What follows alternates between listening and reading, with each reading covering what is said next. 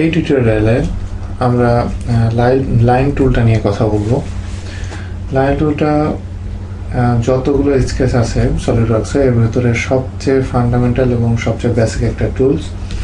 এই টুলটা আপনারা পাবেন এখানে, এই আইকন থেকে পেতে পারেন, অথবা টুলস, স্কেচ এন্টিটিস, এরপরে লাইন টুলস, এখান থেকে আপনারা এটা পেতে পারেন। প্রথমে আমরা যখন লাইন টুলে ক্লিক করব তখন আমরা যখন এই মেন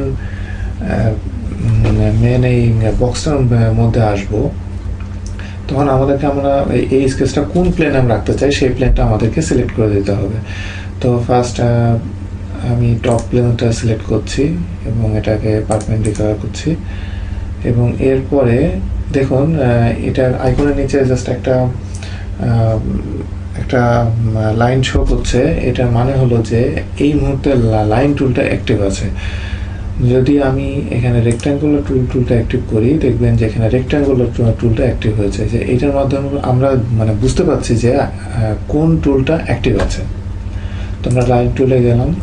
প্রথমে আমরা এখানে লাইন তৈরি করতে গেলে আমরা একটার পরে একটা চেন হিসেবে আমরা লাইনটা বানাচ্ছি। তো এটার থেকে আমরা যদি এটা ফিনিশ করতে চাই, right button click then and then, এভাবে করা যেতে পারে, অথবা আমি স্কেপ চাপ দিয়েও করতে পারি। লাইন আরেকভাবে টানা যায়।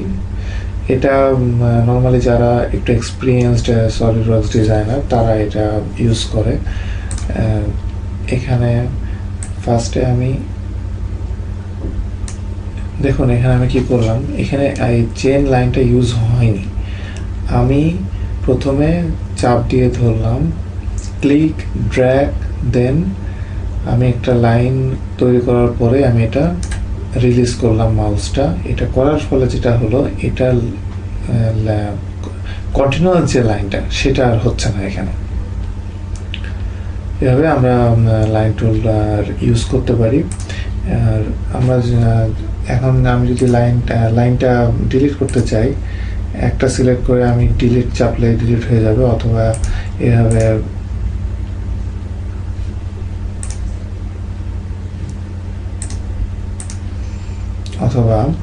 আমি এখানে একটা করে যদি আমি সিলেক্ট করি, কন্ট্রোল চাপ দিয়ে ধরে তারপরে যদি ডিলিট চাপি, এরপরে ডিলিট হবে।